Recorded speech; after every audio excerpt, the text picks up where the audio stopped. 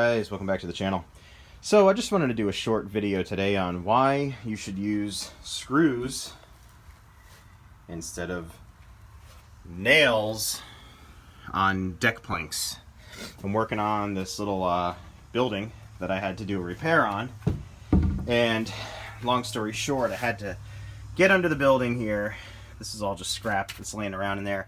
I had to get a jack in there and jack up this whole building about 2 inches because of settlement on the inside. Long story short, I'm not going to bore you with that.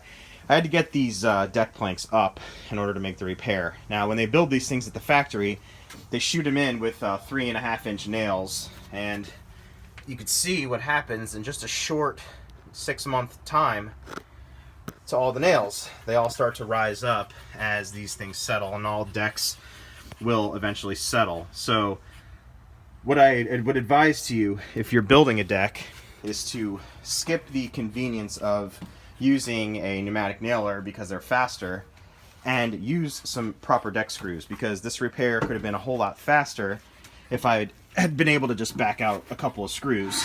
And here's why. Also, when you're taking these deck planks off, you got to really get in there with a pry bar and start prying up at the deck planks, and it starts to damage them in multiple places.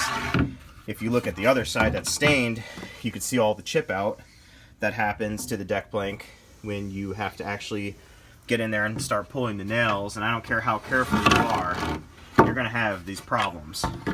Here's where I had to beat this down to get a recessed nail in.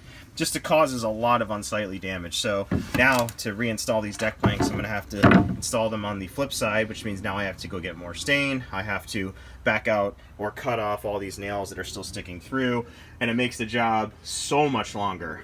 There's the rest of the deck planks there, and you can just see more damage. So this all could have been avoided if a guy got in here, a couple of these nice 3-inch deck screws, laid them out. Also, look at how unsightly the lines are that they use. There's nothing that's really been measured or straight.